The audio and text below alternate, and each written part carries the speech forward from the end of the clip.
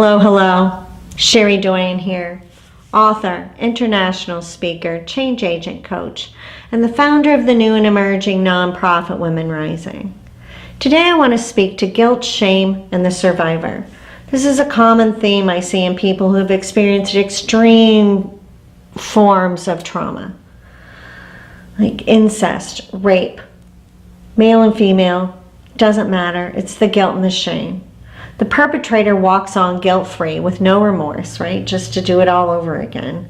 While the survivor's left with this backpack full of rocks.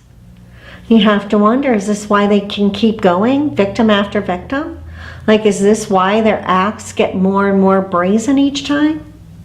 This is not yours. It's not yours, right? He saw a weakness and he took advantage of the opportunity. That's all. That's all.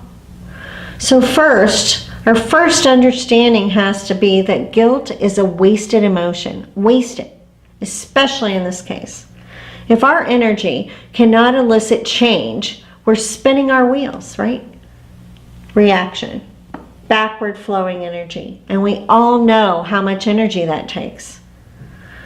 So if this twinge of guilt, it's only useful if it spurs a guilty party into the next right choice. Right? And in this situation, it's misplaced.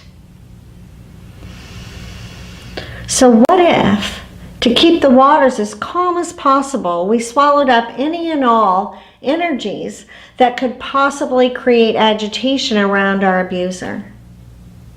In situations like this, we do it with our words, we do it with our actions, right? We try to placate, we compromise, we do what's necessary.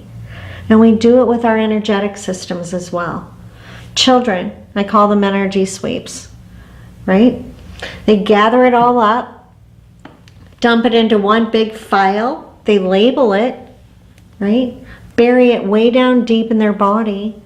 And then in time, right, the aches and pains start, the unexplained illnesses, right? And that's because we have no way of distinguishing his guilt from our pain, right?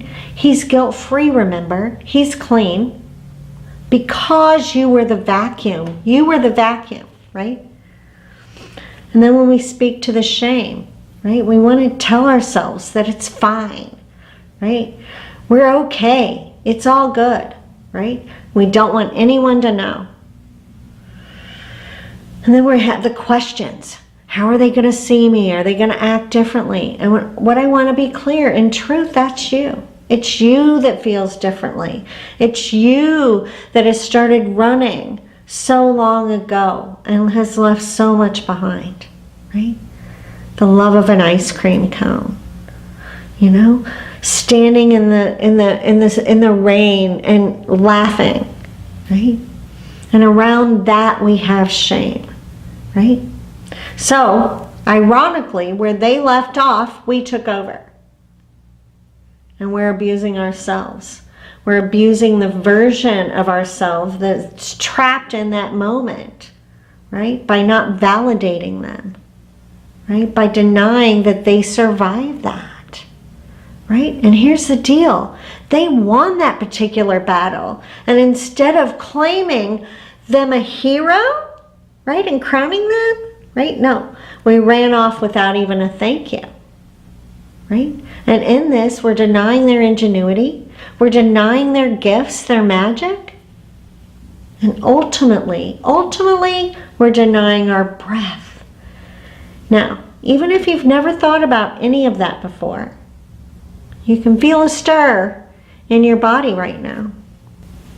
If you aren't validating their experience, if you aren't seeing her heroism, then who will? And the adult version of ourselves, the version of ourselves that wants to just hurry up, get back to life as quickly as possible, right? We're divorcing ourselves from our truth. And that version feels guilty. Because there's guilt around our choice to be just another watcher. Now, another side to this is if you're living life day to day with your abuser, right?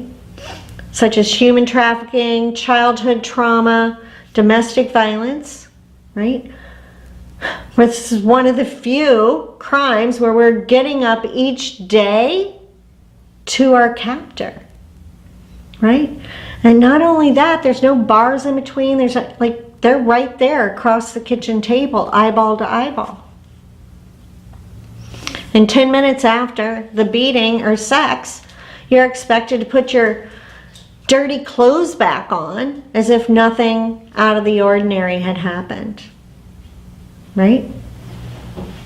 So most of us initially are expected, and then we end up expecting it of ourselves, right? We expect ourselves to get up in the morning, go to work, go to school, year after year after year. Here are a couple trigger resets for when we get on that guilt and shame train. First and foremost, is there an action that I can take today to change the outcome of the situation, right? And in that we have to discern, is this a 40-year-old situation that's over and done with that I'm ruminating? Or am I in a situation today that I can show up differently and create a different choice, right? Secondly, do our thoughts line up with the reality of our circumstance, right? We all create this story.